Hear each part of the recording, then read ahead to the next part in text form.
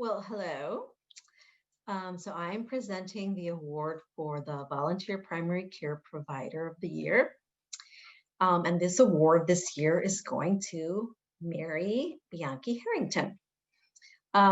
Mary is one of two people that I know of that was at the original clinic location um, and is still part of community health. I think the other person I know is, I think Dr. Gallo is the other person who remembers that original location. And Mary came back to volunteer 2 years ago. And when Mary found out that she was getting the Volunteer Primary Care Provider of the Year, she jokingly said, I think I was the only provider, wasn't I? So, well, there's a little truth to that. Mary was one of a small handful of providers that came on site when the stay-at-home order became effective in March. And she came and she saw patients during really a time of great need at the clinic. Many of our residents were off-site. So, Emily and Margaret Bavis and Mary and Dr. Mystery, and then in the evening, I think Dr. Hennessy and I think Dr. Piltz were the few doctors that were coming on site. So she was coming on site to see the patients, and some of the patients that we were having come on site were those that especially had some challenges and that really needed to be on site. So that really, it wasn't an easy time. And so Mary did a great job. And not only did she see patients, but she also went and sought out food donations and hygiene products. And she went to businesses and school groups and friends and neighbors in her community to support our patients' needs. And every time that Mary came into the clinic, she rarely came in empty-handed, and she was always with those, big shopping bags. And she continues to support our clinic in other ways.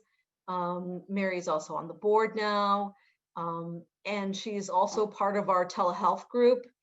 And she's one of the pilot providers that is helping us to develop this telehealth video, telehealth for our patients, which is something very exciting for us. And as Steph said, something we didn't think we would do for, a while, for a couple of years. And here we are, we're having to do it.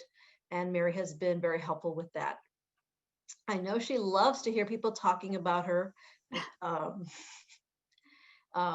But she really doesn't. She doesn't like to be the center of attention, but I really, I know that she really truly deserves the award this year. So congrats, Mary. Thank you, Ruth. Thank you, everybody. I just want to say that it is such an honor to work alongside so many dedicated volunteers and staff, all of you, and all working towards the same goal. And I just treasure the work that we do and the impact that we are able to make for the underserved every day, and especially now. I know under Steph's leadership that I think the best is yet to come, and I'm really excited about that. I'm really excited about the microsites and the direction that the clinic is going. I cannot wait.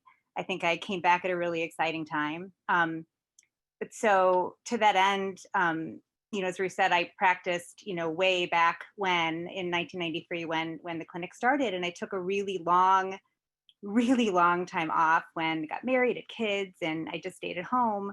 But 2 years ago, I came back, and I just want to send a very special thank you to the amazing Dr. Rios for letting me come under her wing and let me shadow her, and just to be so patient with me in every way. And I hadn't spoken Spanish in so long as well. So she's been a teacher for me on so many levels, and just such an amazing resource. And just thank you to her, and thank you to Margaret Bavis. The reason why I'm there on Mondays and Wednesdays is because Margaret is there on Mondays and Wednesdays. And so I'm always pulling her into my room. Hey, what do you think about this? And she's absolutely amazing. And of course, Babs. So I wouldn't want to practice anywhere else. And I'm just so incredibly grateful to be back. So thank you all so much.